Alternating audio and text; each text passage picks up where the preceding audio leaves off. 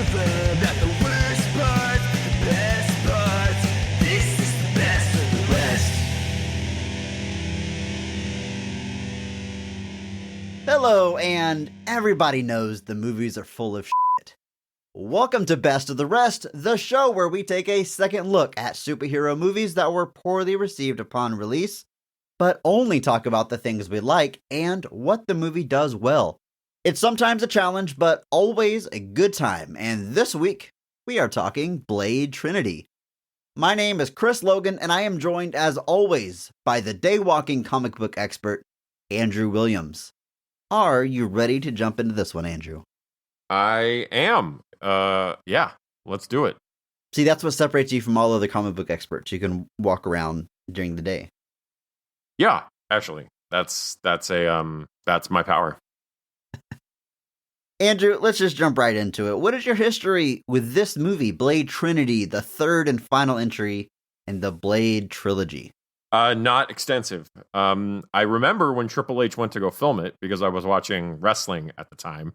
So I ended up I remember seeing like loads of ads for it because WWE was for some reason very interested in making sure I knew Triple H was in it.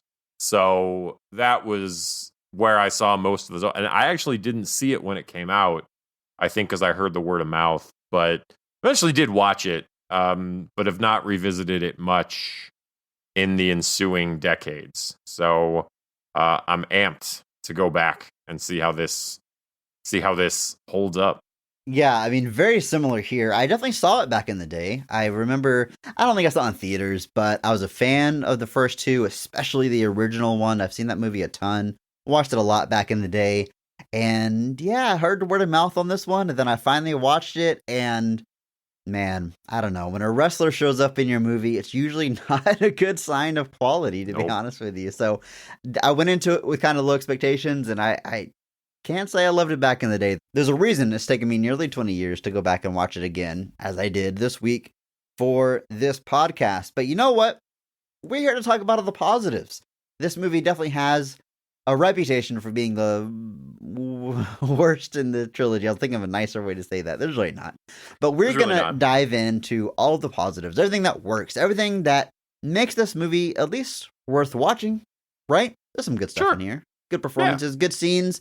And to help us do that, we are going to be joined by a very special guest, Mr. Brandon Wilson from the Nomads of Fantasy podcast.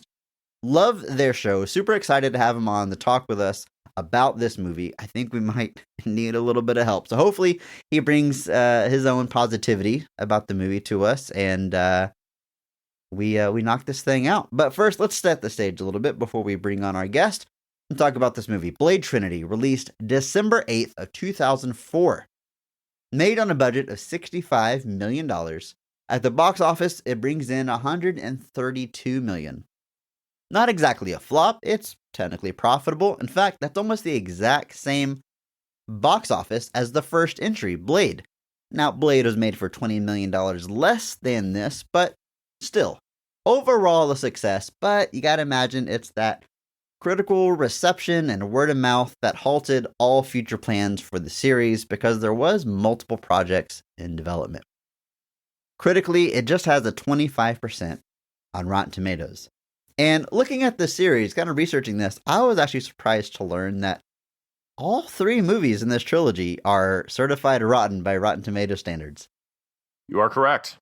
Because I love that first one. And granted, I hadn't watched it in 20 years. But Andrew, you and I just watched that movie yesterday at the time of this recording in our Discord with some listeners, and totally holds up. It rules so much. I love that first movie.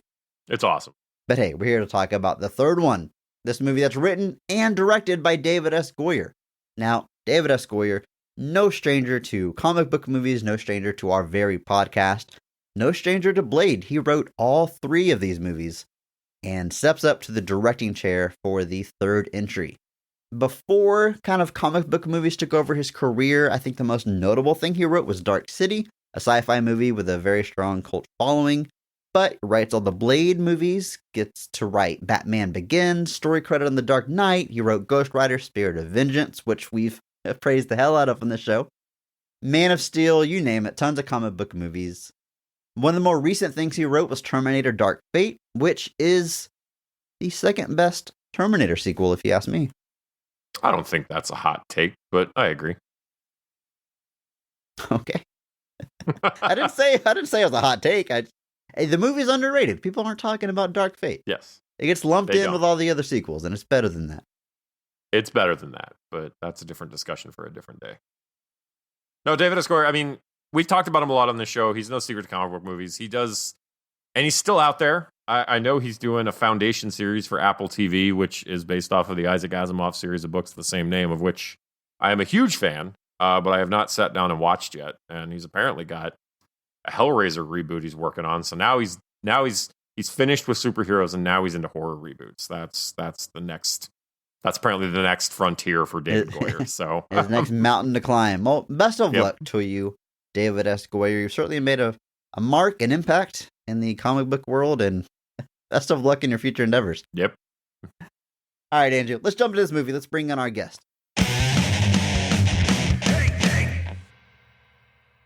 As an act of desperation, enemies of the vampire hunter known as Blade have released Dracula, the original vampire, from his tomb.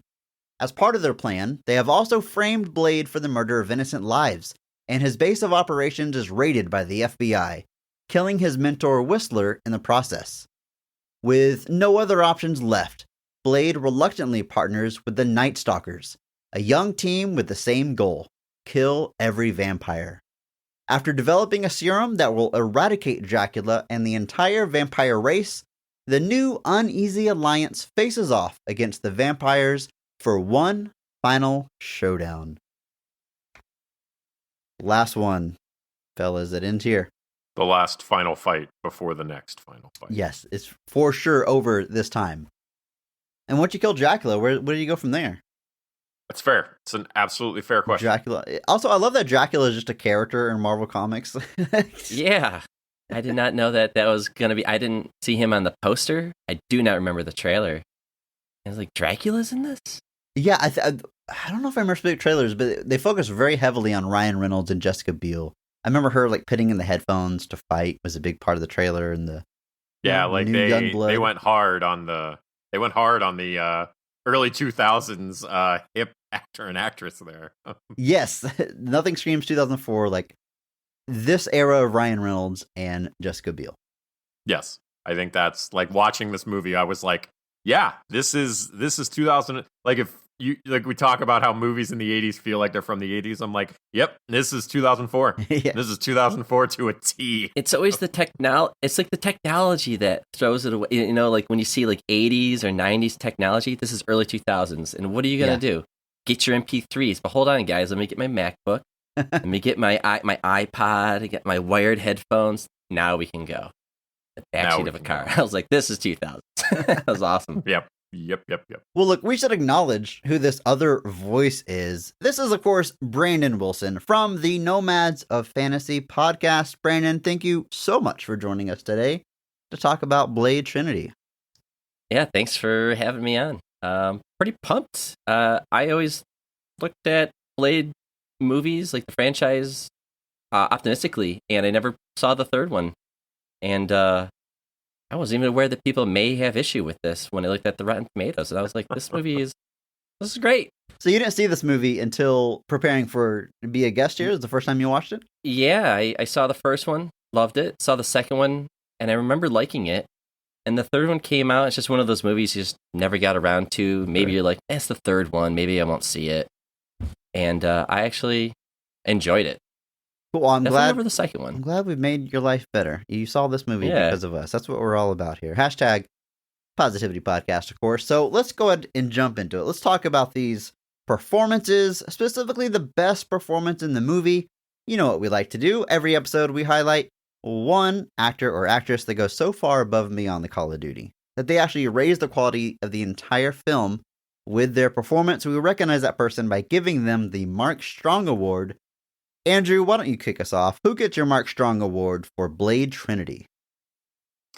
This is a tough one, and not for the reasons you might think, but but I think I got to go with my classic Andrew move at this point, and I'm going to give it to Dominic Purcell as Dracula.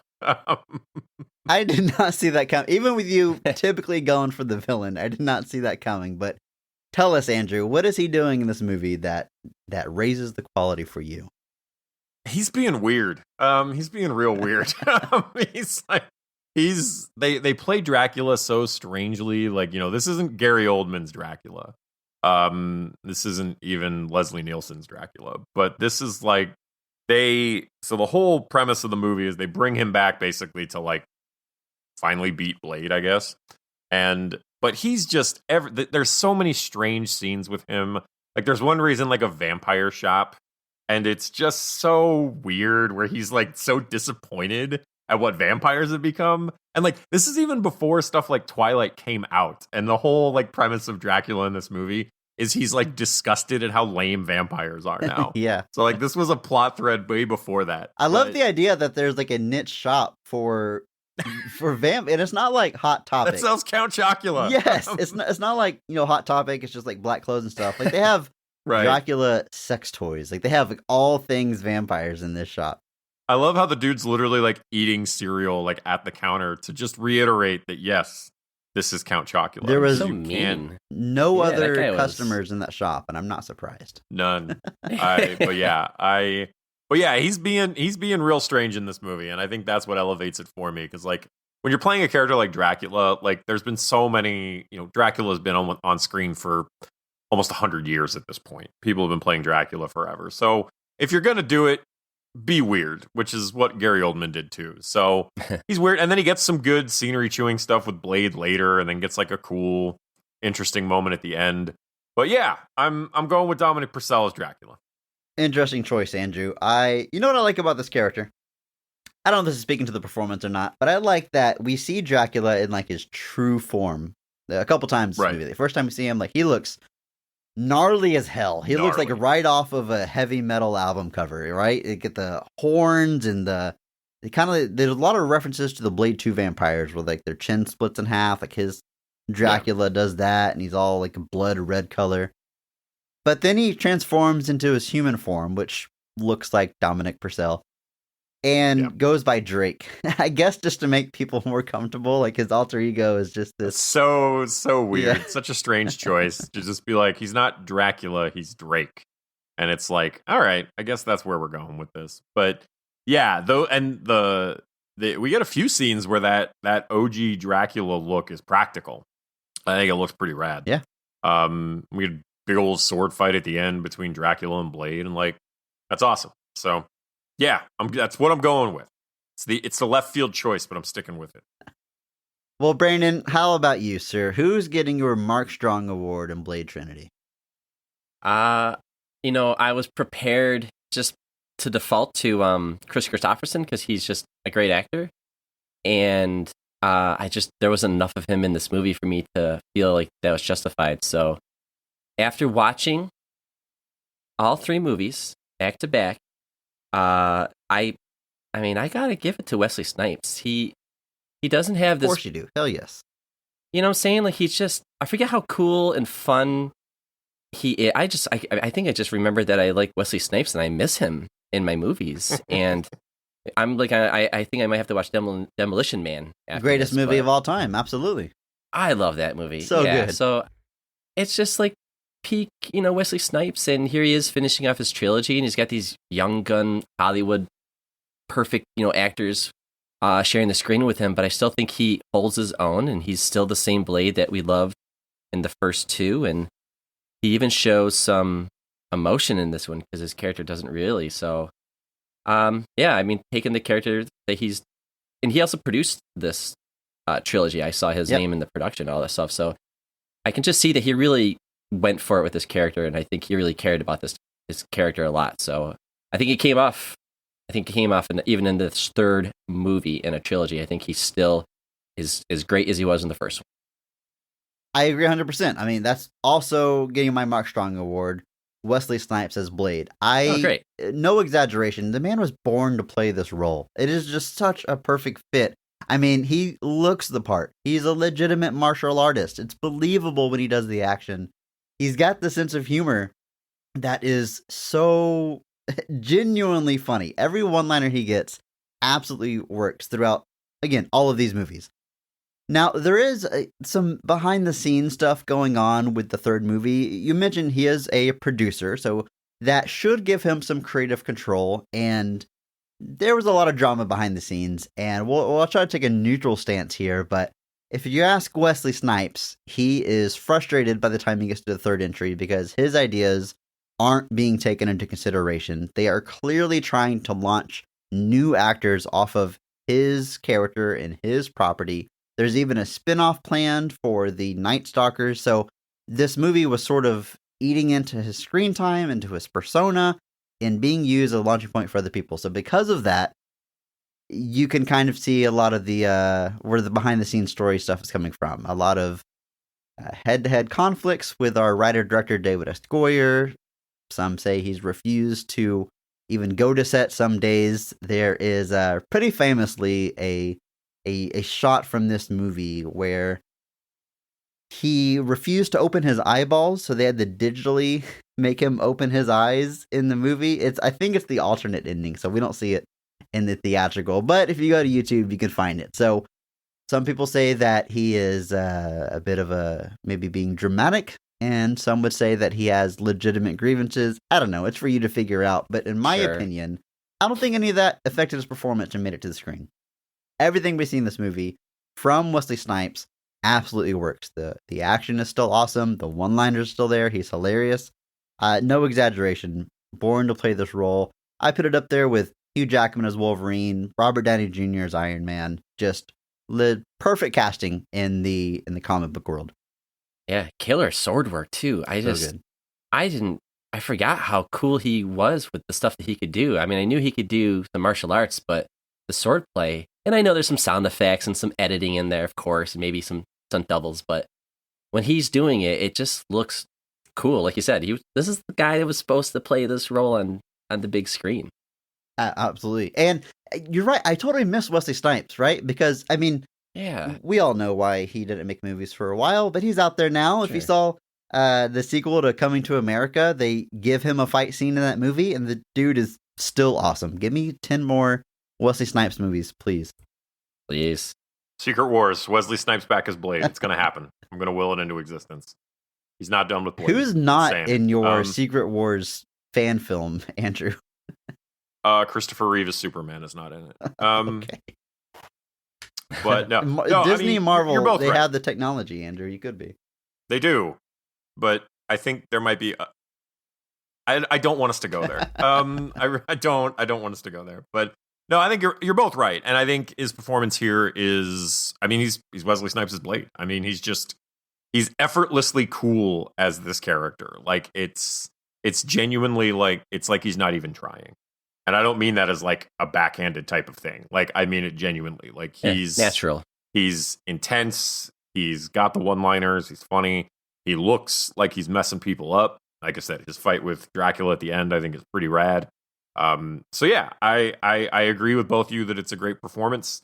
But I like my villains, Chris. So don't judge me. I know that Samuel L. Jackson is. Most people point to him as having the best use of the word mother effer, right? He is rivaled by Wesley Snipes. Wesley Snipes can drop a very good motherfucker in a movie, and it's awesome. He's, quite good at it. Yes. There's a scene like in the middle when they go to the harvest depot kind of thing, and they got in like the what do they call the guys that work for they're human but they work the familiars. Yeah, familiars. Thank you. Yeah, and the one detective or whatever, he's like, I can't tell you what's inside. It's like, why? They'll kill me. And he's like, MFer, I'll kill you. It's like, that's right. So I love good. those bits. That was one of my favorite lines in the whole movie. Like genuinely, just the way he's like so pissed at him for saying it. Yeah, he's like, how dare you? Not an Like, excuse. I'll kill you. Did you think I was just gonna let you go? Because like he does that whole like 20. I'll count to 20 and then 20. 20 and shoots him immediately. Awesome. Yeah. All right, let's talk about the rest of this cast. We talk about some of these newcomers, like Jessica Biel as Abigail Whistler. A little clue to who she is with that name there. But yeah, very 2004 casting. Heyday of Jessica Biel's career. she does a great job. I mean, she is also believable in the action. And I had to guess, probably more stunt double work with her than maybe Wesley Snipes, but there's definitely plenty of shots where you can clearly see her face.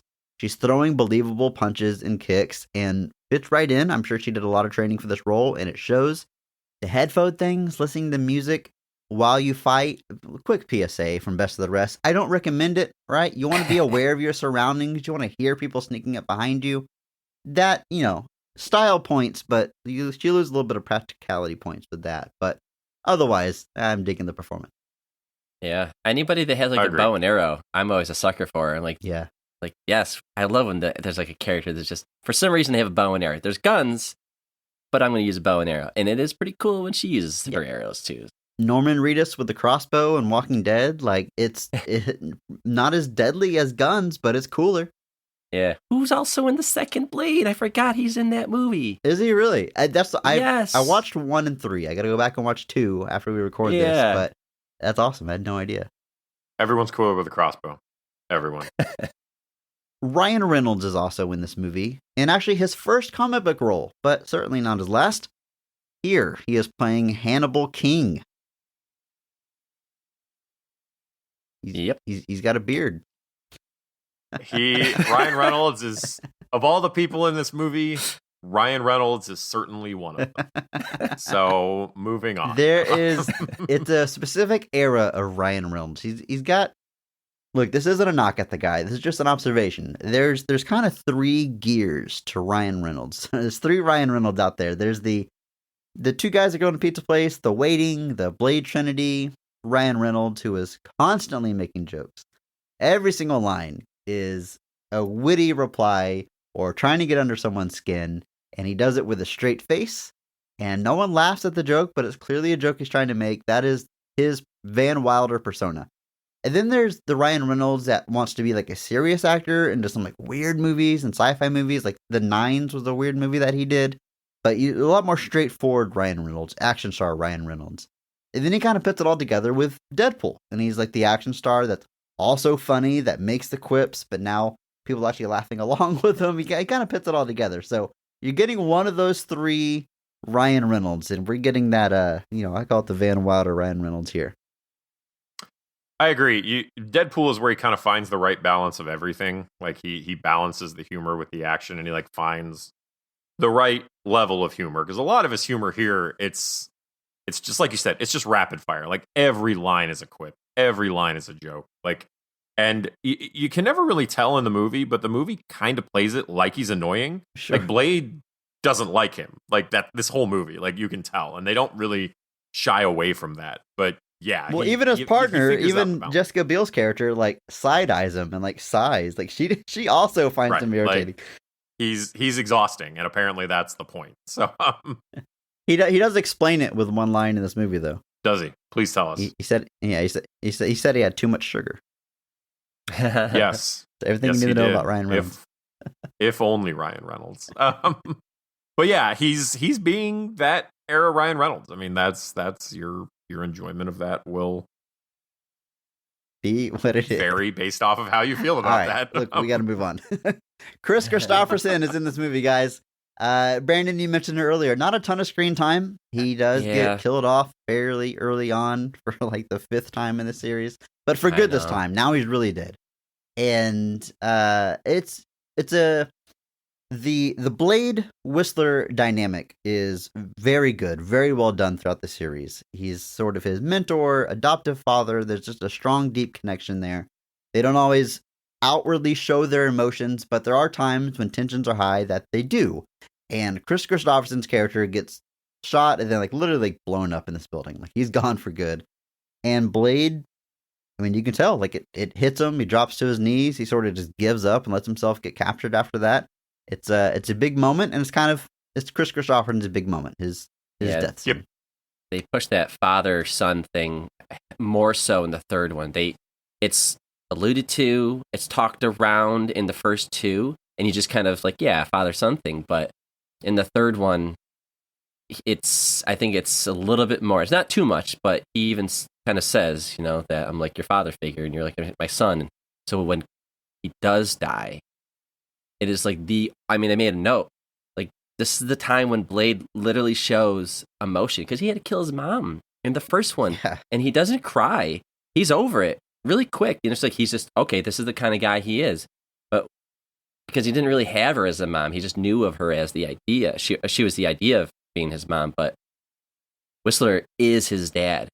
Spent years with this guy and a lot of trust, and he knew he lost him. And I don't know, this is literally the only time he like frowns and looks like he's fighting back the tears. And it was like I said, it was a good performance. So that scene alone is where I was like, if Whistler probably kept going, he probably would have got my award. But right here, Blade, he just owned it, and that was really good. I was starting to tear up a little bit. I was like, man, he got me. Yeah, it's effective. It works. Yeah. Yep. Guys, Parker Posey is in this movie, which it actually took me a while to place her. I thought for a second she might have been Fairuza Balk.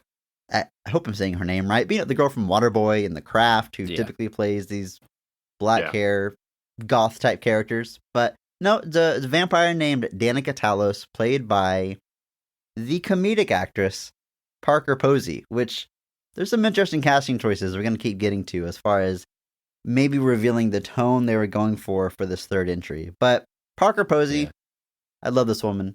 She's hilarious. This isn't quite an outwardly comedic role as some of her others, as maybe Scream 3 or Josie and the Pussycats, to name a few others off my head, but she's just always a joy to see on my screen, and I love her hair in this movie, her wild mohawk hair. It's great. I agree. Parker Posey is fantastic. Pretty much everything she's in is worth watching. But yeah, typically not. Comic book film villain would not have necessarily been the first thing I think of when I think of Parker Posey. You obviously think of things like Dazed and Confused, or even like Best in Show, the Christopher Guest types films that she's in. But she's getting to ham it up here, and she seems to be having a good time. And yeah, that hair. That hair. We also have the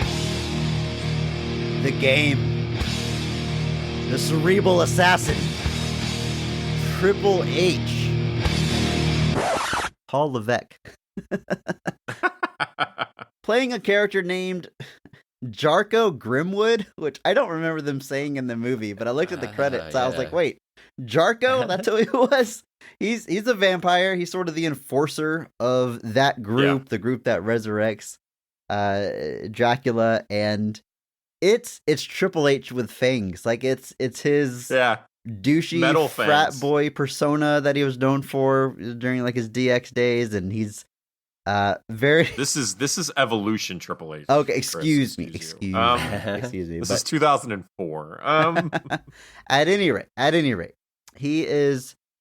I don't know. It's entertaining, and I don't know if it's because I know him from wrestling, or it's the novelty of it being Triple H. I don't know if this is like a great performance, but it is. It entertains me. I think that was the goal, so I'm going to give it a thumbs up. I love that the first thing he does in this movie is flip off the sun. That's who did it. I thought that was funny. Like, who's that? I was like, it's a vampire, clearly. To be fair, I'm assuming it's him because it was like the big giant guy of the four of them. But like the first thing he does, it's like the first thing you see in the movie is he flips off the sun, and I was like, all right, that's where we're going with this. But yeah, he gets some pretty fun lines, has some of the best laughs outside Blade in the movie, and has some pretty fun fights. Obviously, we get the obligatory wrestling moves in some of these fights. I noticed in his fight with Hannibal King, there's both an armbar and a power slam. Yeah, so, and the armbar applied to him. He's the recipient. It's applied of to it. him. Yes, You broke my arm. and then he fixes it immediately. Yep. And then he power slams Ryan Reynolds. So if you enjoy seeing Ryan Reynolds get power slammed, this is the movie for you. They didn't go all the way. They didn't get a pedigree in there. They didn't go all the way with it. That I feel like that would have been hard to even in this movie. How are you gonna? The pull Rock that one does a off? rock bottom in the Scorpion King and the Fast and Furious movies. If he can do that, I think we can. Yeah, but that's like a standing Saito suplex though. Like you're standing right in front of him. The pedigree. There's It's a so lot of specific. limb manipulation in a pedigree. It just I can understand why even David Goyer was like, you know what, that might be too far. Yeah, I don't know. He also has like a soft spot though. I mean, he has like his vampire Pomeranian. He's got a Pomeranian. Where's Hey Blade? Have you seen my dog? I mean, he's concerned about his dog. Check the lobby. That's right. Those dogs are pretty gnarly looking. They're like straight out of like Resident Evil. Yeah. Because they do that bottom chin split thing. And yeah, gross looking. Yeah, I pretty forget that gross. comes from Blade 2. I'm going to have to go back and watch that now. I forgot that the split mouth thing is from Yeah, there. very gross. Which definitely sounds like a Del Toro Yes. thing. So, Yeah. how can I make vampires weirder? Their jaws open. Excellent. One person that I didn't realize was in this movie, because I certainly didn't know who they were when I first saw it, is Natasha Lyonne, playing a character named Summerfield. And it's not too much to say about the performance. She's a blind character. There's a few, I don't know, bits they do with that. Yep. Dracula gets the drop on her, and she doesn't notice the dead bodies around because she, can't see them. And it meets a tragic end, and sort of his extra motivation for Jessica Biel's character. Kind of a strange use of the character. But at any rate, I love Natasha Lyonne. Yeah, she's great. I guess first saw her in Orange is the New Black. Again, I've talked about it before on this podcast. I'll recommend the first 4 seasons. Very good. You can stop there. But she's excellent on that show. She's excellent in everything else I see her in. She's in a Netflix original show called Russian Doll. That is probably my very good second favorite Netflix original right after Mindhunters. It's very good. Yeah, 1 season so far. Season 2's on the way. Can't wait for it. And it's funny, she's an actress that's been around a long time. It's been in a lot of things. Right. And like now that you know her, you go back and watch these things. I watched the the first 3 Scary Movies recently because I watched all the Scream movies. Like, well, gotta watch Scary Movie now. And she's in Scary Movie 2. She's in the Exorcist bit in the beginning. She's the possessed girl there. So I was like, I know who that is. Yeah, she was in American Pie, the first one, I think. I could be wrong. Okay, that's where I first learned about her. I remember But I'm a Cheerleader. That's another one I remember watching in the late 90s that she was in. So yeah, it's interesting because she's, like I said, it's the opposite. Like, you notice her now in something, and now you retroactively notice that she's in all these things you probably saw. You can follow like the trajectory of her voice if you go chronologically, the evolution of that rasp. Oh, yeah. Patton Oswalt is in this movie. Yes, he is. Character named Hedges.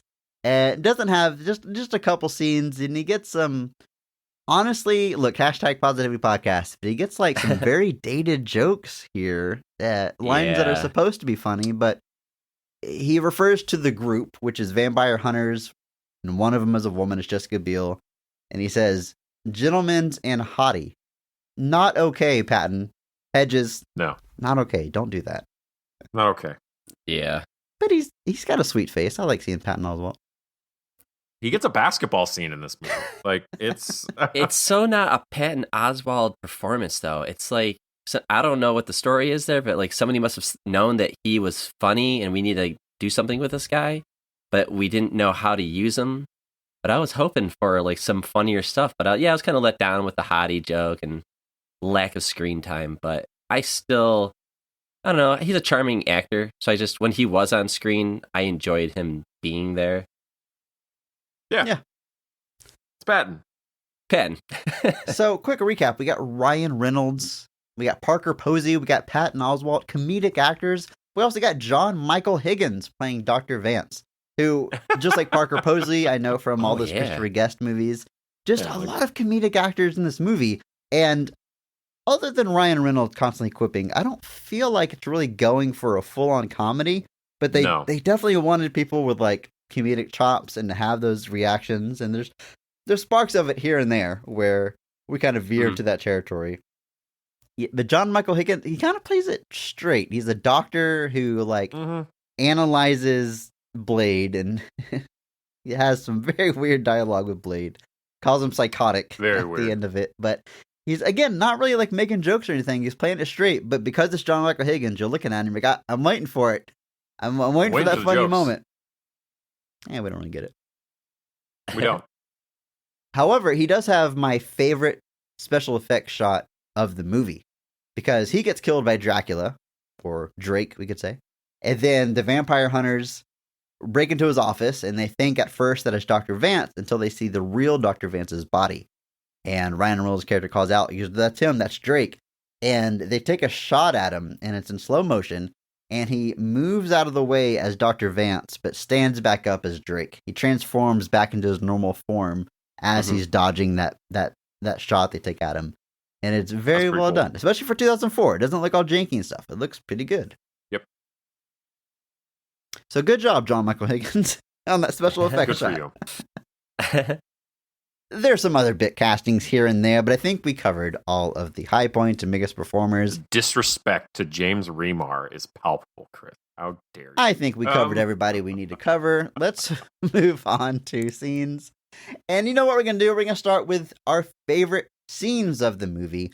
Andrew, go ahead and kick us off. When is Blade Trinity firing on all cylinders? What is the best scene in this movie? It is Dracula versus Blade with swords. That is said the so confidently. So their final confrontation is what you're going with. Their final confrontation, just as like it's because we're at this point we've infiltrated the complex, as it were. We're all going through and doing our motions. Everybody's getting their face-offs. But Dracula and Blade is like, this is the big fight. This is the one the movie's been building towards. And you get Dracula in this. Like, he's got armor only on one of his arms. And like he's got his gnarly old sword. He was actually doing like a magic from the New Mutants cosplay. Yes, he was. Years before that movie came out. But he and Blade shows up, and obviously Blade just looks cool because he's Blade. And then they have like an extended sword fight, and they start blowing things up. And like you said, at some point, Dracula switches into like his natural form, and we get a weird monster looking Dracula versus Blade, and just all of this. I was like, this is awesome. I was like, this is awesome.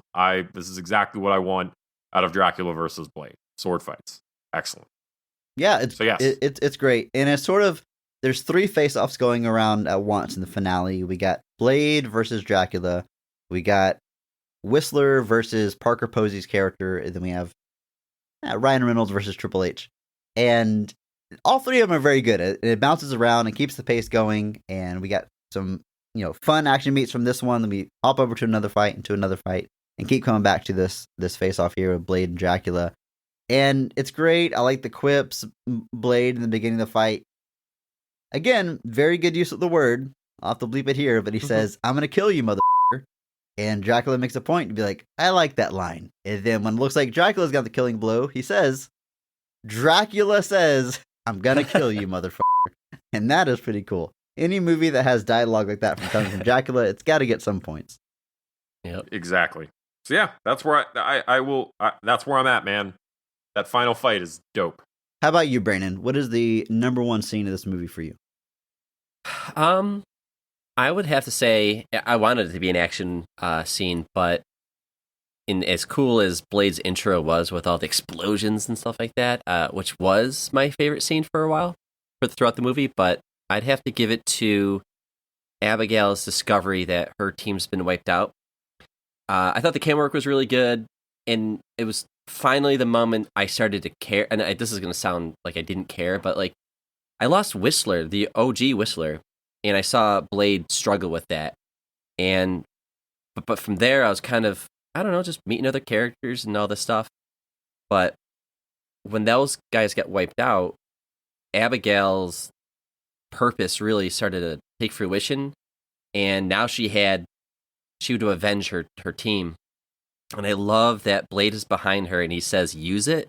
I thought that was a really good scene because he knows exactly what she's going through.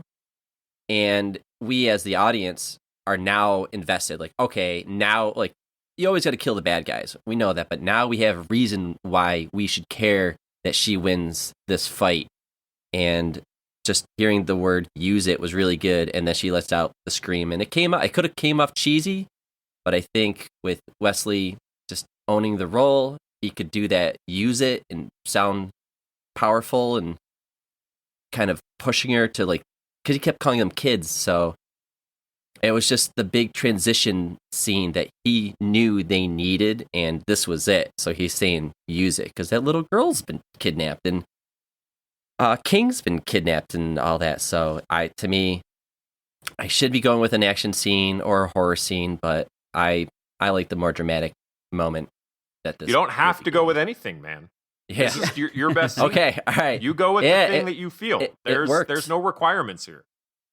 But you're wrong. No, I'm just kidding. It's a great pick. It's very good. I like that scene as well because this movie is really setting up a new status quo for Blade, which Wesley Snipes himself seemed to have mixed feelings about. But as far as that goes, it's successful because Whistler gets killed off early on. That's not only Blade's mentor, but like his weapons guy and his man in the chair, as they would say in Spider-Man.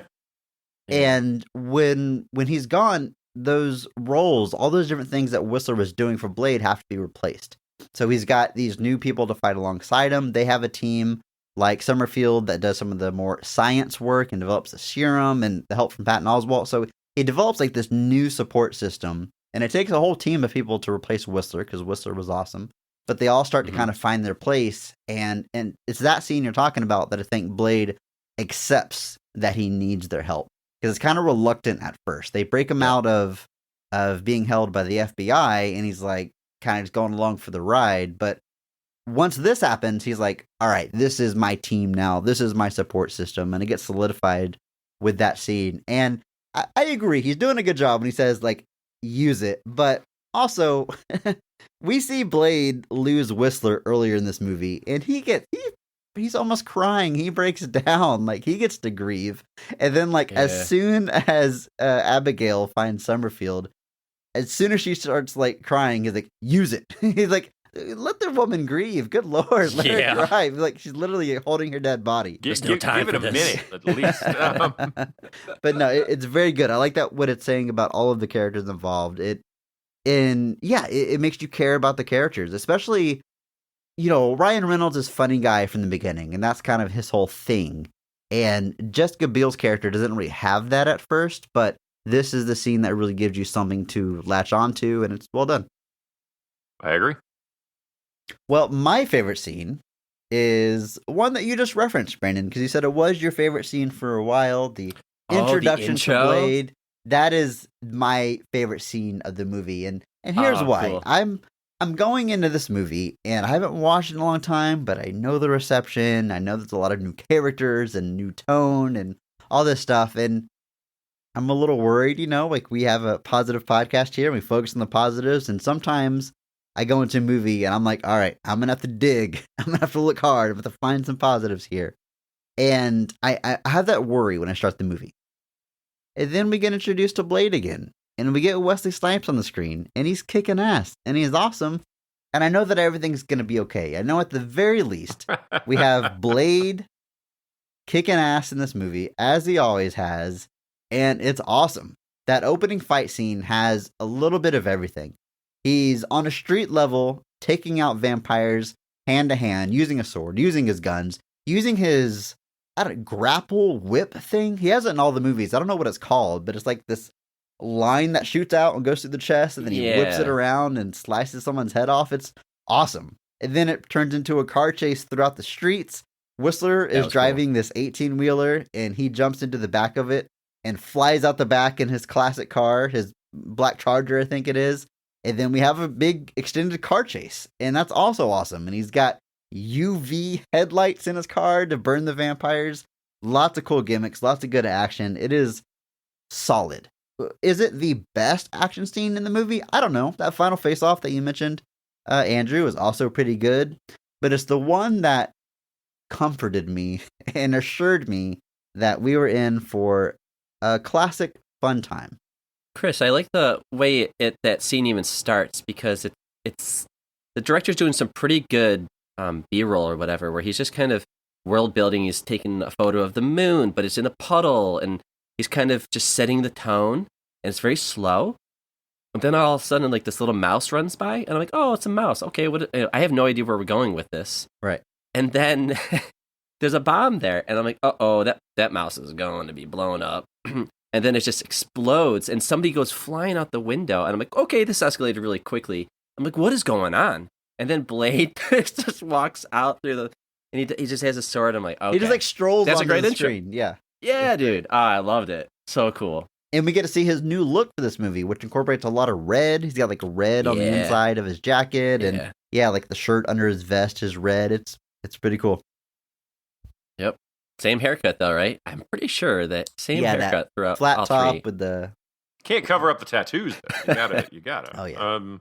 And there's a good car flip. I love a good car flip. It ends just flipping the car, practical. Every action movie should have a car flip.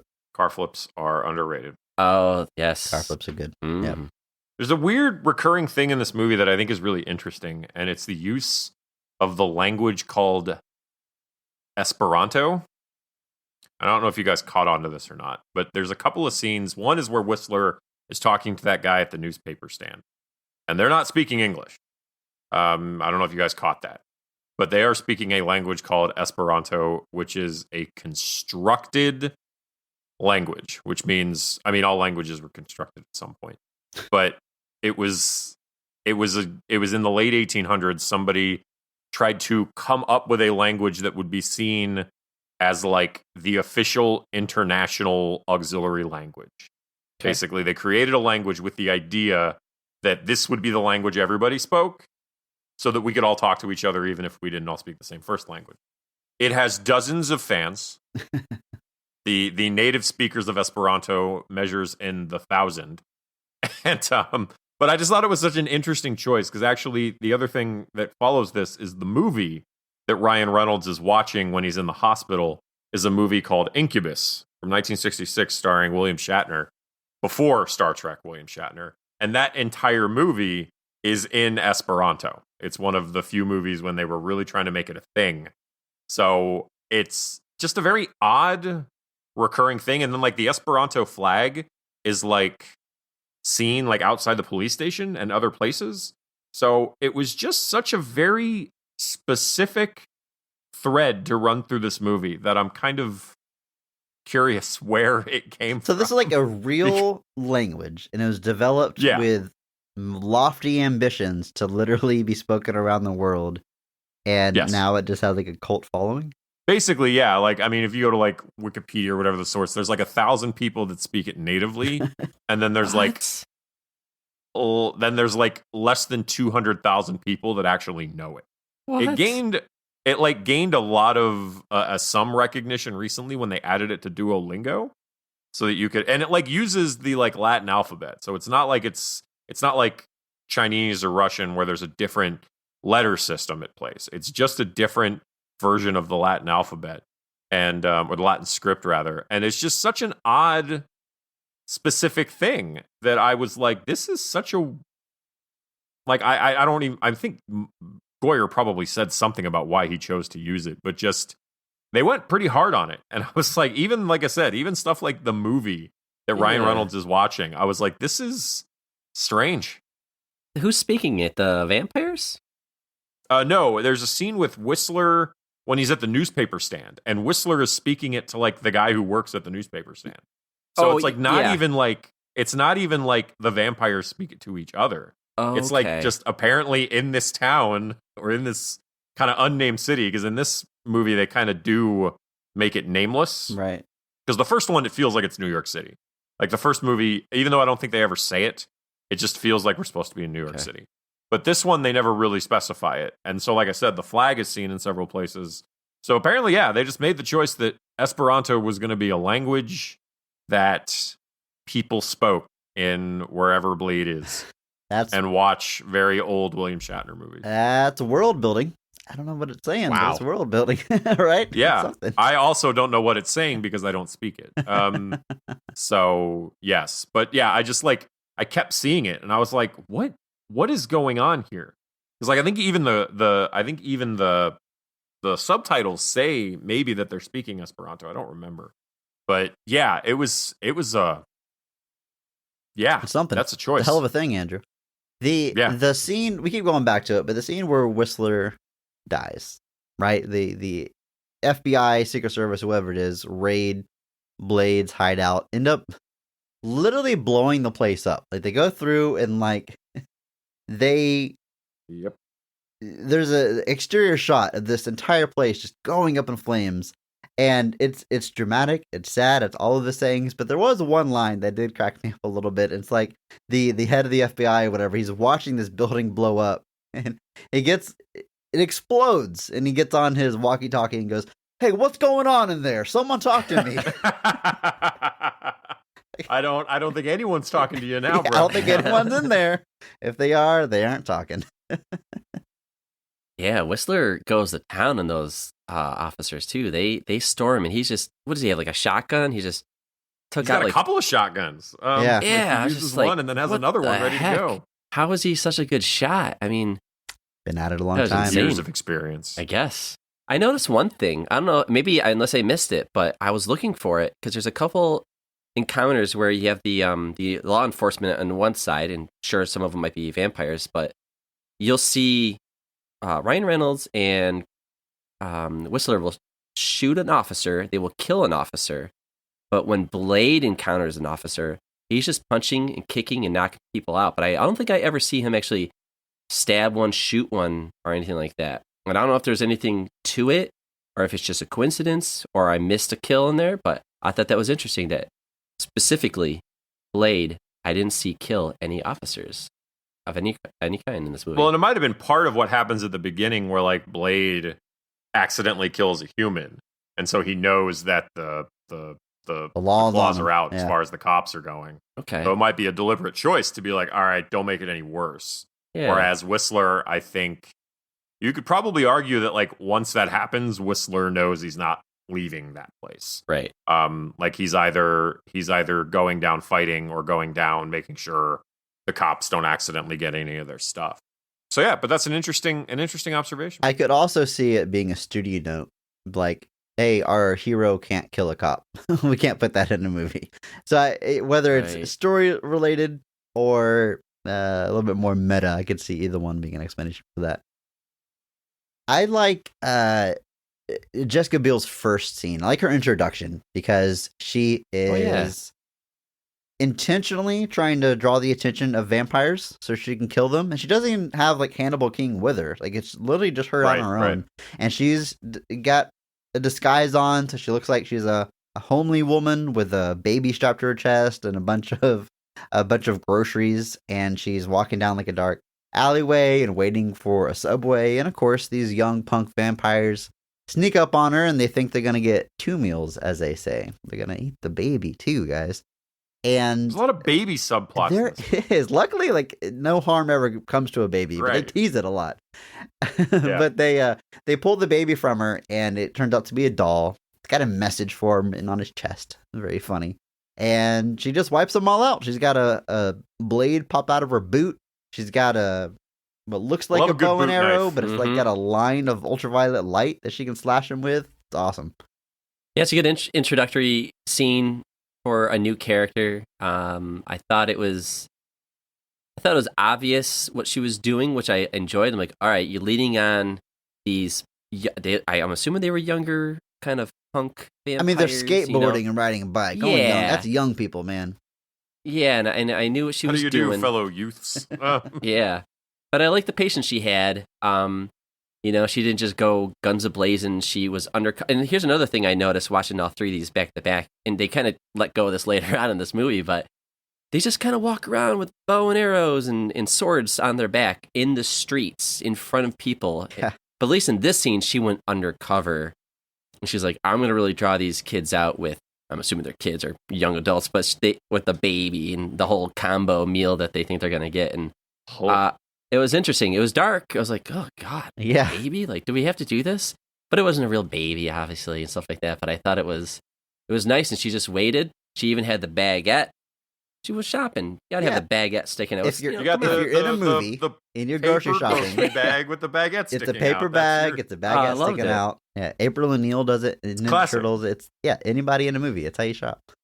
Yep. That's how you know they went to the grocery store. 'Cause Yep. The paper bag on its own is not good enough. And like in Oh. the same bag as the baguette, you got like milk and boxes and stuff that you wouldn't bag with bread. But that is Right. No. that is a Guys, movie is grocery there bag. you don't put the cold stuff with the perishable. What ridiculous, folks.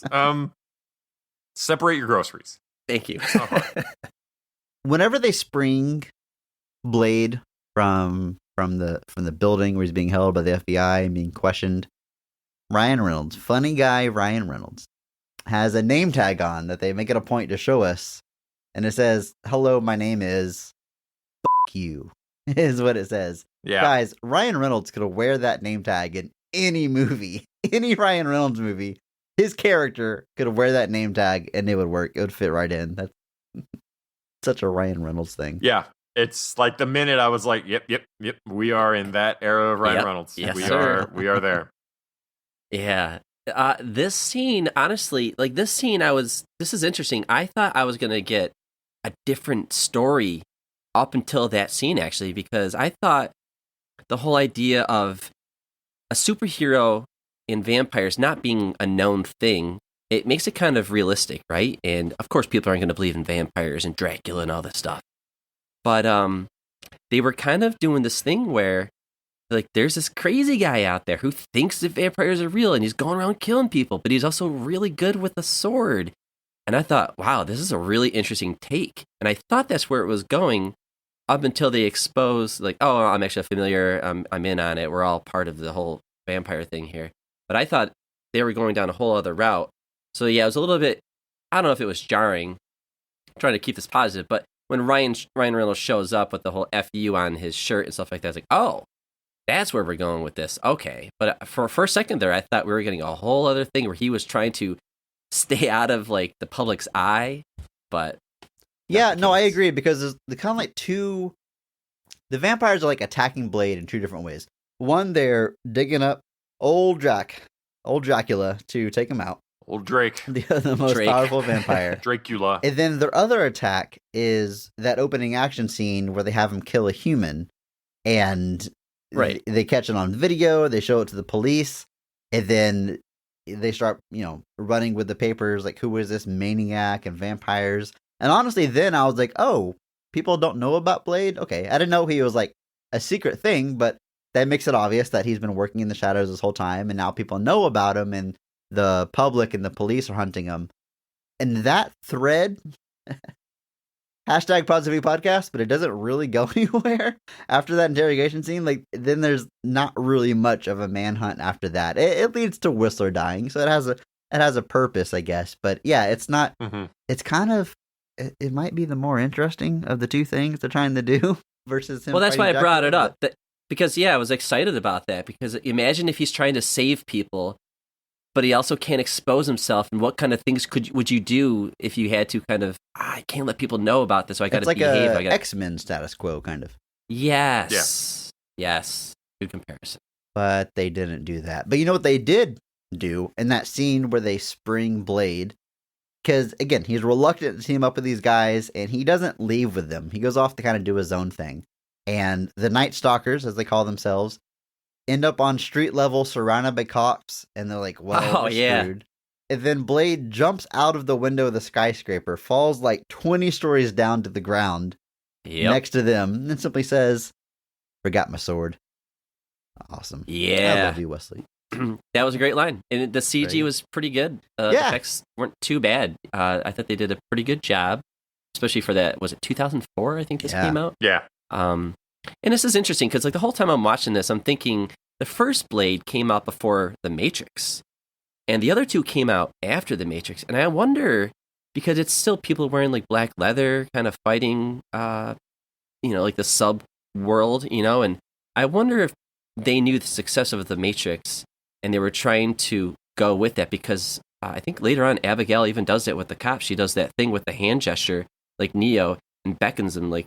And that might even be like a Bruce Lee thing or something like that. But I just knew it was a kind of a That's famous a Dwayne scene. Johnson thing. Is that what it was? I don't. No, he didn't do that. Okay, I was gonna wait. Did I miss Bruce this? Lee got it from The Rock. Yeah, but it was Bruce Lee. But yeah, I thought, like, I wonder how much The Matrix influenced them in some of the fight scenes here. Honestly, But I think it's a two-way street, and it's just that turn of the millennium, late 90s, early 2000s cyberpunk era, because Blade 1 comes out for The Matrix, and you got people in black leather. You've got the... I always want to say techno soundtrack. That's such a dated term.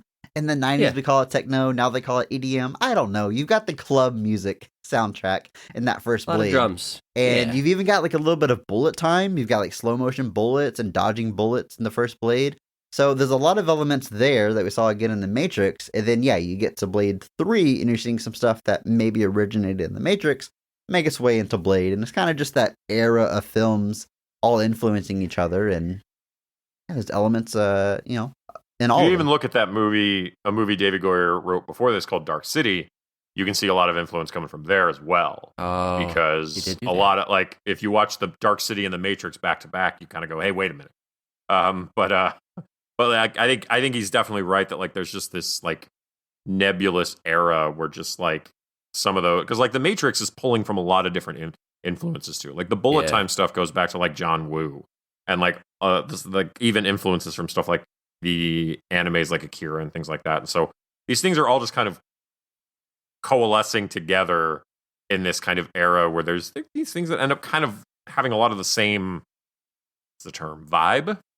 But yeah, it's interesting to see, like, seeing how movies give and take and how a lot of them tended to kind of lean on those same things in the same time period.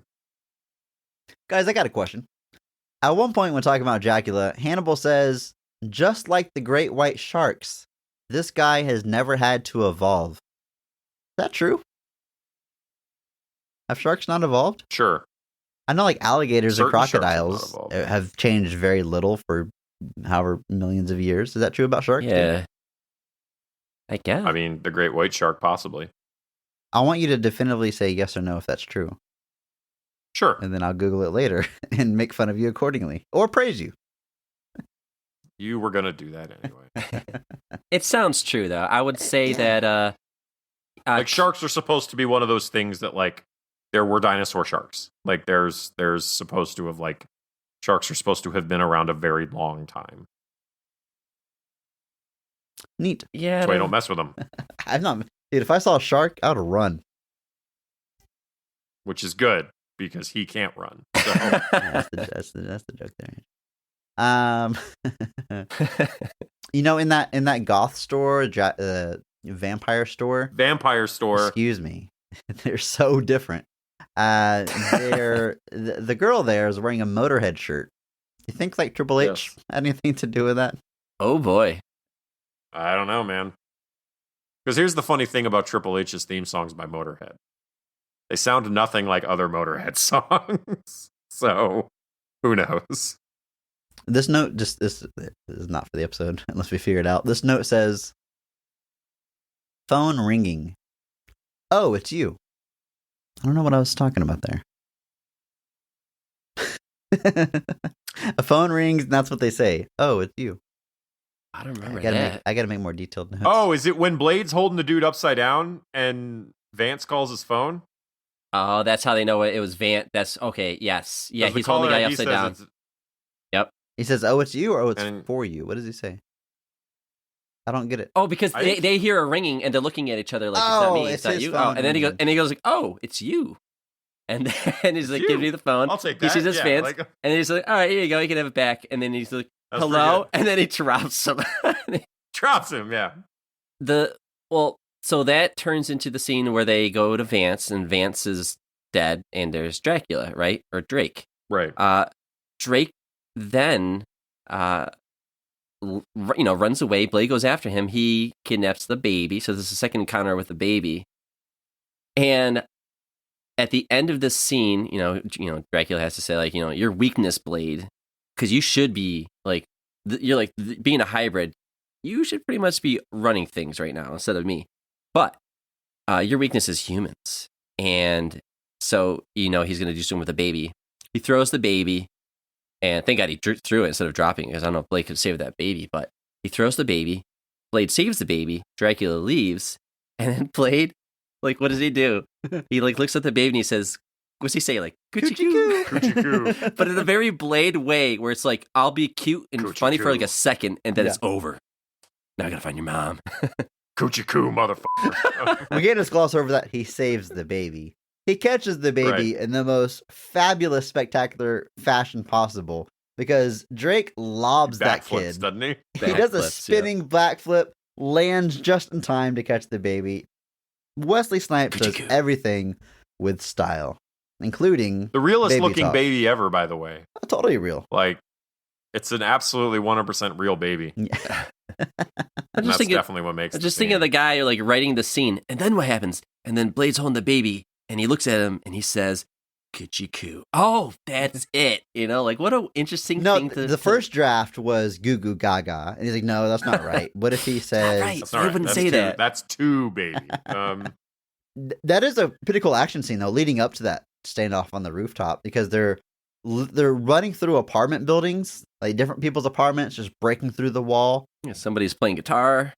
Yeah, and again, Drake just steals that baby out of a crib in one apartment that he runs through. Again, pretty reminiscent of the Matrix, the first Matrix. They run through all those apartments in the finale, but it's just cool kind of seeing these different apartments, different rooms, different characters for like a split second, just like busting through these people's lives. Like imagine being from the perspective of that guy playing guitar, and so a monster busts through your wall, then busts out the other one, and then that's it. And that's all you know about the story. That's all you need to know, man. Yeah, not much out of of the a way. fight with those guys either. Blade and Dracula meeting is more of a battle of the minds or wits, or Yeah, they kind of just, you know, Like they a face-off. Kind of really just an Yeah. extended face-off. That's kind of Dracula, I think, just kind of like feeling him out. Just like, what is this guy's deal? And that kind of all builds to what he says to Blade at the end, where he's like, these people they want a new type of vampire when there already is a new type of vampire, and it's you. So Right. that's the whole big kind of final moment that Dracula has, and that's when he gives him his last gift, which is where Dracula turns into Blade so that Blade can escape and continue his mission, I guess, which Dracula seems to kind of condone now. Yeah. Odd move, Drake. Like a little redemption in Dracula's final moment. Little redemption. He does have an awesome Yeah. line on that rooftop with the baby. My favorite line from Dracula, because Blade remarks that you can be in daylight. And he's like, "Yeah, I'm the first vampire." And he says, "This is such a cool line. Haven't you read Stoker's Fable?" Like referring to Bram Stoker's Dracula as a fable about him. Yeah. Awesome. Yeah. Move. Pretty cool. Very cool. What? There aren't fables about you, Blade? What are comic books if not modern day fables, Andrew? I mean, I'm assuming the Blade comic books don't exist in this world. No, Chris. DC You know, comic I- books I exist in just- this world. That we've learned from watching Yes, these they would. movies. Yes. And also, for the record, Blade does also not dress as a bat. No, he doesn't. We can agree that Blade doesn't dress like a blade. Blade, yeah, that actually ruins it for me. Well, they take out Dracula in the end, of course, because they develop this serum that can actually kill Dracula and kill all vampires. And when they release it, they show you like on a microscopic level, like what it does to the blood cells. And the effect it has on the awesome. vampires is really gnarly, because most of the time in these Blade movies, when a vampire is killed, usually with a silver bullet or a blade, they they combust, like those old myths that people could spontaneously combust. That's what they look Yeah. like. They just kind of like turn into sparks and fade away. It's not really graphic or gory at all, and it's very quick. But these virus deaths at the end, you see all like their veins start to grow across their face, and they turn gray and very very graphic, very gnarly. Yeah, very very cool. I like that effect a lot. I did like it's when Hannibal's being kind of interrogated, more just beat up.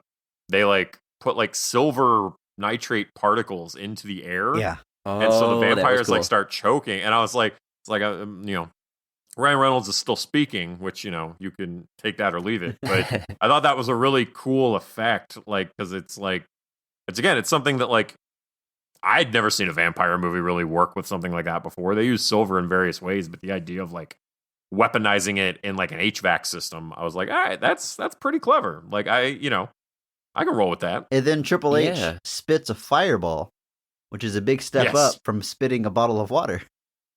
Yes. You got to wonder if that was meant as the evolution of the character. Yeah, this movie does a lot of those. It has a lot of interesting ideas, and sometimes at the end that might make like a messy story, but it does have a lot of cool little things. I thought that was a nice little idea there. I wonder, did they just have all these ideas and then they tried to make a story with them? Like, oh, what we should do is this. Where was the air? And it's like, and they were thinking about how those things and they find the scene that would make sense. But it's like they do this with King's character, where they even explore. This hasn't been done in the other two movies, where he was a vampire, but now he's a human, and now he's hunting vampires. And I was like, this is another cool idea. I wish it, it almost kind of went somewhere. I think when he's captured by the vampires and they're threatening him, so like, we'll just convert you to a vampire, leave you here till you're so thirsty for human blood, and then we'll bring in the little girl, and then you're gonna feed her. And I was like, man, this is really messed up. Yeah. And I was wondering, is this what his story is gonna be? Where is it gonna be him deciding, like, I might have to become a vampire to save, do something with it? I wonder if they had all these ideas. I would love to see them making, because I didn't know about the drama of the production of this movie, so I'd like to kind of see some of the behind the scenes just to see if they had other ideas for that character. There's definitely a lot of ideas thrown in this movie, and you could at the very least say that, like, this isn't like a... They didn't phone it in. It was ambitious. Yeah. They tried. I don't like with to use new this characters term normally, but it's not like a cash grab. It's not the easy third movie where it's just a very boring, straightforward plot. Hey, you're going to see it because it's Wesley Snipes' Blade. Like, they're attempting a lot of things. They're introducing brand new characters. They're setting up spin-offs, and mileage is going to vary with your enjoyment, but it's not lazy by any means, and it is ambitious. How much is successful is everybody to decide on their own, but a lot of cool ideas. And during that final fight with Dracula, I have a very specific note here. Dracula tries to slash at Blade with a sword, and Blade moves his head to the left, and then he tries to slash across his neck, and Blade moves his head down, and then back up to the right, dodging the sword with head bobs. It's straight like a Muhammad Ali move. Awesome. Dodging a sword. One of the coolest things I've ever seen. Yeah. But I had to sneak that in there. But what I want to ask you, Andrew, is we're talking about these cool ideas, these ambitions, these characters. These are characters from the comics. The Night Stalkers are from the comics. So while this story that we're getting here is an original story by David S. Goyer, there's a lot of elements from the comic book. So my question to you, comic book expert Andrew, is how does this movie function as an adaptation of the source material? If not a one-for-one story, these characters, the relationships with one another, is this very familiar from what's on the pages? There's a lot of stuff that like Hannibal King is from the comics. Like Hannibal King, the character is very different in the comics. He's like a PI who was converted. So that they kind of did keep that piece of the character intact, and he does hang out around Blade. So he's definitely a Blade character. Abigail Whistler is, as far as I know, a film creation. I don't believe that character is even like retroactively crossed into the comics. Probably characters with like a similar role. Dracula obviously has appeared. The Talos siblings, Jarko Grimwood, they're all original. They're not from a comic. So this really is just taking some pieces and kind of just putting it into its whole new thing. There's not really like a source story that this is pulling from. I mean, there's definitely been stories where Blade fights Dracula. There's a particularly great arc of Captain Britain and the MI-13, which was a great comic that everyone should find, where Dracula hangs out on the moon. And so the MI-13 goes to fight Dracula in space and on the moon. And it's awesome. And that should have been Blade 4, but it wasn't. We're going to get there. Mahershala, we will. Take us to the moon. Yeah. Take us to the moon, bruh. But yeah, so like, this is definitely something that's just like taking, like, when you kind of factor in that they were looking to do spin-offs with the Night Stalkers and things like that, you can really see kind of where the story was kind of being used to service that. And so, yeah, I mean, like I said, are you seeing the page come to life? Not really. We've got the elements, we've got the pieces, and they're just kind of spin it into something new, which we've talked about before. That's not at all uncommon with these, whether it's Robin and Batman Forever kind of being a mix of Dick Grayson and Jason Todd, or however you want. They're taking pieces. Goyer knows the comics. He's familiar. I know he is. And so he was just kind of trying to build his own thing that was servicing, I'm sure, what were also partly studio requests / demands. And yeah, your mileage is going to vary, but I don't think anything here is like disrespectful. I don't think anything here doesn't get it. So yeah. Well, Andrew, you talked about Batman and Robin briefly right there, and I don't know, and maybe I don't know. You're just telling me. Is there some similarity between Blade and Batman? Here's what I'm basing off of. I'm willing to follow you on this path, but we're off to a strange start. Yeah, no, because like he's this guy who's got a tortured past. He lost his parents, and he relies on an older guy to kind of be his father figure in the absence of. He also has technology, even though he's really good with hand-to-hand combat. He does have his technology that he uses. He has his awesome vehicle. He fights mostly at night. Now, obviously, because he's fighting vampires, so that kind of whatever. But Batman tends to do that as well. I don't know. I was thinking about this. Where like Blade he's not like a 1-to-1 Sure mirror of Batman, but there are some similarities. I don't know. Has anybody else noticed that, or am I just? I mean, you're not wrong. You kind of sold me. You kind of won me over. I can see it. Some of that stuff is like parents dying. That's 80% of superheroes. But when you put it all together, I mean, having the mentor fighting at night is a big one. A darker character, a brooding character. That's a lot there. Yeah. People often list Iron Man as the Marvel Batman because they're both no superpowers, rich, billionaires, gadgets. Yeah. But Iron Man's not dark like Batman. Iron Man's much more quippy than Batman. There's also a lot of deviations there. And Blade kind of picks up the dark side, the brooding side, fighting a night side. There's you sold me, Brandon. That's very I don't know. I was just thinking, I don't know if it's like it's a very interesting observation. I mean, there's also a lot of superheroes that kind of do that. Like Moon Knight kind of fills that same void of like he hangs out at night, and people. The joke with Moon Knight that people say is that he's Marvel's Batman, which I don't really agree with. There's a lot of things going on with Moon Knight that just don't apply to Batman. Yeah, he wears a suit. Yeah, he fights at night.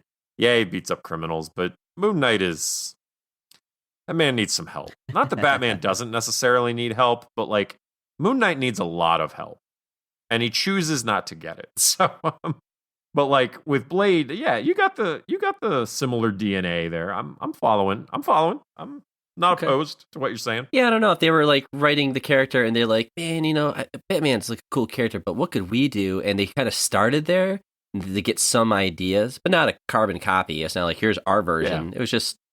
I wonder if he inspired him a little bit. Wesley Snipes as Batman. Sign me up. I would watch that.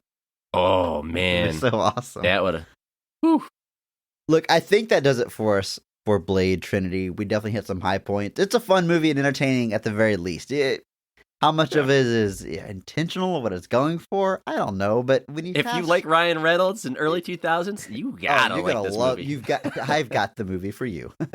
If you shop at vampire shops and you like early 2000s Ryan Reynolds, this movie is right up your alley. But again, like I said at the beginning, when you're casting pro wrestlers in your movie, like you're going for a certain tone and a certain entertainment factor, and this movie hits it. It's a little bit different tone than those first two movies. But even those first two movies don't have the same tone with one another. Each entry in the series is going for something different. This one didn't land with as many people, but there's still a lot to like here. And Brandon, thank you so much for coming on and helping us highlight some of those high points. Thanks. You guys over at Nomads of Fantasy were nice enough to invite Andrew and myself onto your show last year. We got to talk about our all-time favorite comic book movies. So if you haven't checked out that episode of Nomads of Fantasy, that would be a great place to start. I love what the guys are doing over there. But whenever we were on that episode, Brandon, you weren't there. You were off, I don't know, doing something fun. But we didn't get to talk to you. So I'm glad that now you've been on this show. We've all talked to each other. We've made all the connections. Yes. I love what you guys do over there. I love the podcast. Why don't you tell the people here more about what they can expect from Nomads of Fantasy? Sure. Yeah, it is awesome being on here. I know the episode I'm out, you guys come on, so kind of full circle now. But yeah, the Nomads of Fantasy, real quick, it's just, there's a lot of movies, a lot of TV shows, a lot of video games out there. And I know a lot of people like to kind of pick maybe like, I'm a DC person or I'm Star Wars only and I don't like Star Trek. We don't have those rules. We just love that people work really hard, they spend millions of dollars making these things, and we just don't have a flag really to stake in anything, so we just like them all, and we just explored, and We pick something, a movie, TV show, or a video game. We watch it, play it, come back, and then we talk about what we liked, what we didn't like. So we just really want to find cool worlds, experience cool stories, and share it with people, and share, some of the things we liked and we didn't like, and just encourage people to just don't worry about what other people say. Go out there and see it for yourself. So that's why we're Nomads. And it's not fantasy. It's just anything that's not here on Earth. It's just fantasizing. Sure. You know why I love the podcast? All of you guys are a great host. I love your chemistry with one another, and you all bring something different to the table. But me, if I could pull this card, as a dad, as a father, which I know the three of you over at Nomads are all dads. Yep. I have an 18-month-old son right now, which means the past 2 years of my life, if I wanted to play some video games or watch a movie, it's got to be like scheduled. It's like nap time or after bedtime. I've got a few hours to squeeze in. I can play a game, I can watch a show, I can watch a movie. But I don't know if you guys have noticed this, but there's a lot of content out there. There's 10 shows at any given time that you quote unquote have to see. Oh my God, you have to see this. So I love listening to Nomads, the Fantasy Podcast, because you kind of help me curate all the stuff that's out there. Each of you kind of brings to the table what you've been playing or watching or doing, and I can kind of gauge, like, okay, maybe that's what I need to check out. You guys are doing the heavy lifting for me, so when I get that 2 hours I can squeeze into gaming, I know what I can pick up. Oh, yeah. I certainly appreciate that. Oh, thanks. You want to say anything witty before we end it? Anybody have anything witty? Coochie coo. Coochie coo. Coochie coo. Well, Andrew, Wesley Snipes is awesome. Yeah, pretty cool. Wesley Snipes, he's a pretty cool dude. Cool dude. I love seeing him in action anytime. And Andrew, you know what time it is? It's time for our recurring segment, Question of the Week, which is actually brand new. But we've asked you to start sending us some questions for the back half of these episodes. It can be related to past episode, it can be related to comic book movies, non-comic book movies, or literally anything else. Just send us a question. We'll try our best to answer it. If it's about the evolution of sharks, I might come up short. I don't know much about it. But anything you want to ask us, we will, again, try to answer it. So we have a channel in our Discord called Question of the Week where you can start dropping those questions, and you have already been doing that. There's a lot of questions here to choose from. So every episode, I'm going to bounce around here. I won't go in order, pick a question. But Andrew, I think for the first week of us doing that, we have to answer the very first question, right? That makes sense to me. And you guys, you hit the ground running, really hitting us with the hard-hitting questions right off the bat. This very first question entered is from Zivazda. Zivazda? I don't know how to say your name, but what you asked is, you ready, Andrew? Uh-oh. What is the best type of taco? There's a lot to unpack here. There's a lot to unwrap There is. here. There's a lot you could say there's a lot to wrap here as well. A lot of ways to go here. Oh, yeah. I seen this? You heard about this? Born and raised in Texas, right here, Houston, Texas. So I grew up with Tex-Mex as a kid. A taco to me was a crispy taco, a crispy tortilla filled with ground beef topped with cheese and lettuce. That's not very authentic. The Taco Bell special, I got you. Yes. Yeah, whether you cooked them at home or like the old El Paso kit or whatever. Those are tacos I loved growing up. But now, as a cultured adult, there's so many tacos to choose from. When I think tacos now, I think of a taco truck. I think of a pork taco on a corn tortilla with some cilantro, no cheese, maybe. But what is the best type though? Is this question. I'm a big fan of Torchy's tacos, and they're kind of a mix of not quite authentic, but they kind of get crazy with it. They've got their most famous tacos, the Trailer Park with a piece of fried chicken on a tortilla. That might be. They have a secret menu. Anybody goes to Torchy's Tacos, there's a secret menu, and on their secret menu is the Hillbilly. Hillbilly from Torchy's Tacos is, God, I'm having a hard time saying it's my definitive favorite. Andrew, what about you? What's the best type of taco? Do you have an answer? Breakfast tacos. Those are the best ones. Oh, that's a good answer. You didn't even think of that, did you? You were eggs. You were focused. Eggs you were focused on the lunch or the dinner of it. You weren't even thinking of breakfast. I wasn't thinking outside of the tortilla. Well, if I may, like I also born in Texas, raised primarily in Texas. Tex-Mex is the normal thing there. Fajitas was what I went to for the most part. And I don't really know if fajitas counts as a taco, but it's stuff in the tortilla. I don't think so. But when you construct the fajita into a thing, like what makes it different from a taco? I mean, a burrito's in a tortilla, but it's clearly not a taco. If you unwrap a burrito and fold it instead, does it become a taco? Well, that's my question. Like, what is the criteria burrito for taco? Like, what makes it a taco, not a burrito? Andrew, what is your favorite type of taco? We're not going to define a taco on this. Okay. It's a breakfast taco. You get I'm avoiding that rabbit hole. Oh my God. That existential crisis on the podcast. You did this. I don't know what your problem is. Ask the hard questions, you get the hard answers. Breakfast taco is a very good answer. For me, it's going to be eggs and chorizo with hot sauce on a flour tortilla. That is my ideal breakfast taco. For me, it's just classic sausage, egg, and cheese on a flour tortilla. And that's your number one. Yep. Best type of taco. Okay. You're locking in breakfast taco. I think it's a very good answer, but I'm going to go with my pork taco, authentic taco on a corn tortilla. Cilantro. You're wrong, brother. Lime. Pork. I wish Done. Cilantro didn't taste like soap to me. You've got that, Gene. I feel bad for you. I've got like half of it because like if it's like a tiny amount of cilantro, I'm like, all right, whatever. But like the minute it moves into like being a genuine part of it, I can't do it. It's too much. It's so weird. It is. It's very weird. Like Chipotle is like I'm either like gonna have a pretty good burrito or it's about to be the worst time of my life. You've got red hair. Depending on how fresh that rice is. You've got red hair and the cilantro tastes like soap, Gene. I'm in like the 0.01% at this point. All right, Zivazda, thank you so much for the question. Those are our answers.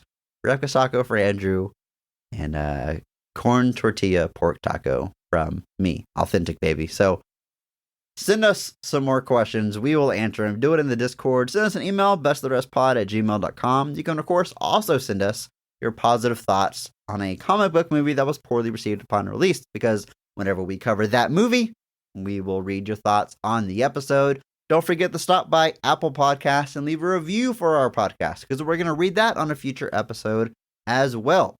I always ask you, go one step farther, leave a review for every podcast that you listen to. Hit up the Nomads of Fantasy, leave them a positive review as well. Those guys do great work over there. And in the meantime, just remember that maybe not every movie is great, but all movies have greatness.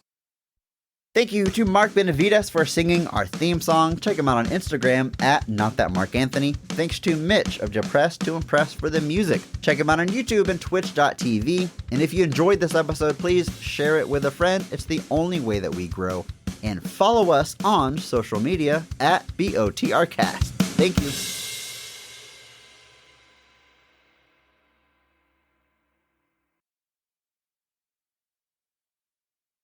They have a fun name for that thing too. I forget what it was. Like Patton Oswalt says what the name of that thing is, and I thought it was pretty clever, and then not clever enough for me to say, if you can't think of it, but this isn't making the episode.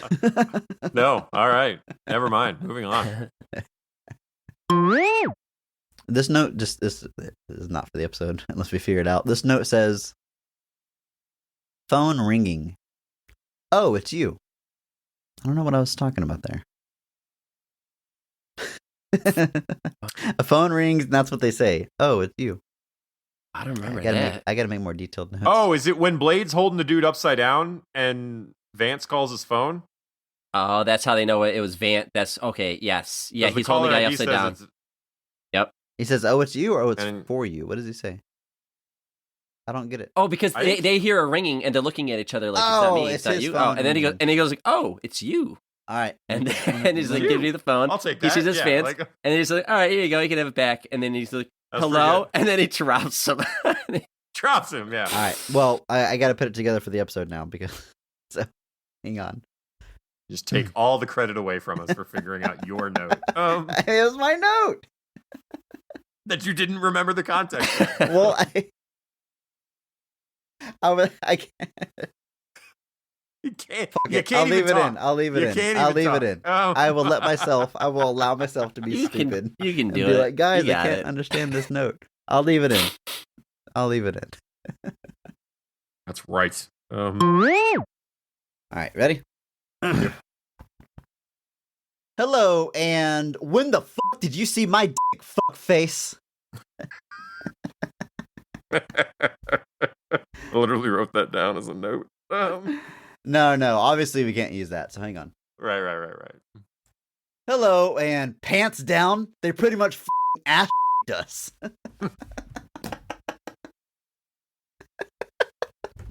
Triple H getting all your best lines, apparently. This dialogue is so funny. So ridiculous.